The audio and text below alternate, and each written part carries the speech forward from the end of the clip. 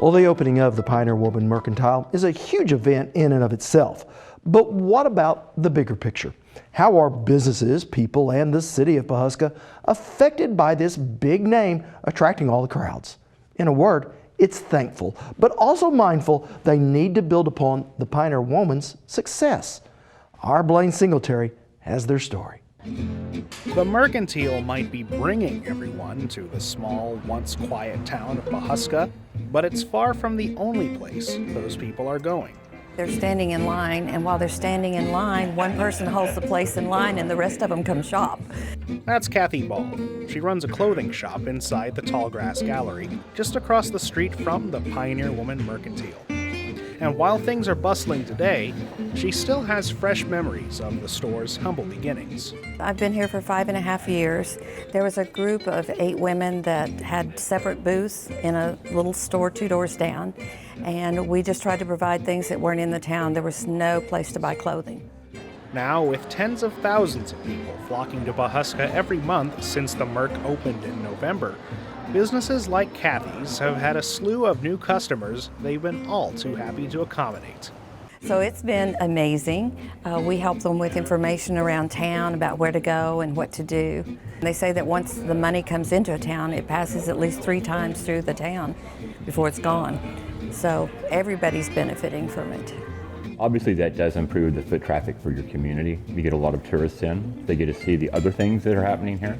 Bruce Carver is the owner of the Tallgrass Gallery. All ships rise with the tide. The tide's risen, but it's up to us to keep it going.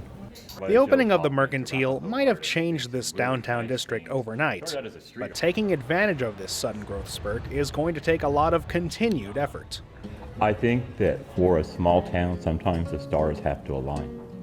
But those stars don't align without people working in the background and having a vision or a goal. Pawhuska probably for 12, 13 years has been trying to become an arts destination. And I think what happened here is with Reed Drummond, the stars aligned, and we were able to make that happen. But it's been people working in the background, working hard, believing in something. We don't talk about visions in Pawhuska anymore, we talk about goals. You know, we don't talk about problems, we talk about creative opportunities. And one of the many people working in the background on those goals and opportunities is Joni Nash, Executive Director of the Pawhuska Chamber of Commerce. It all goes back to just a spirit of excitement and anticipation of what's going on now, but what's also to come. Like anyone who's come across a major windfall, Nash says the key objective now is not to blow it.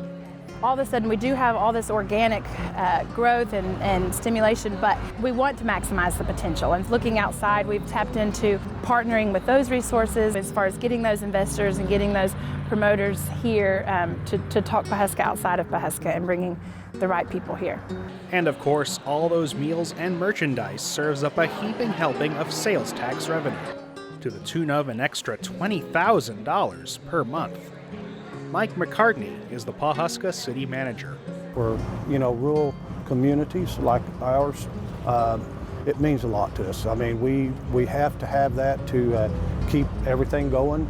As most communities, rural communities in the state are struggling right now, and it will help us out a bunch.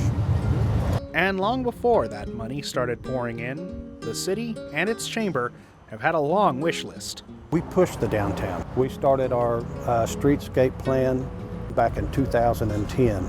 So we've been pushing. We could never have gotten to this point, I don't think, for sure this fast without the Drummonds, stepping up. When reopened her door, it came, and it came fast. And that's why at the top of this list is infrastructure. Mike says some of what's currently in place is estimated to be over 100 years old. All these new people need all manner of new facilities.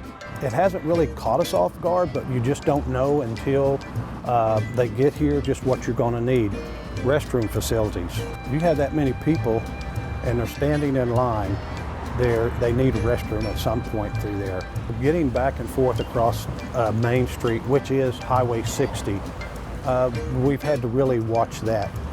Thanks to an ongoing partnership with Tri-County Tech Center, which has already helped train and staff positions in the Merc, They'll be able to facilitate this much-needed update for the city, allowing them to focus on their big dreams, like a new, bustling downtown with more residential, commercial businesses, and nightlife.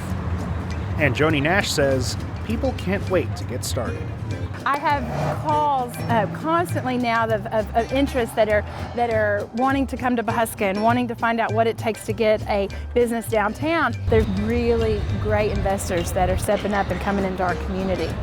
While change, especially one that's taken hold this fast, is never easy, Bruce Carver says it's essential for this rural community to continue growing and thriving.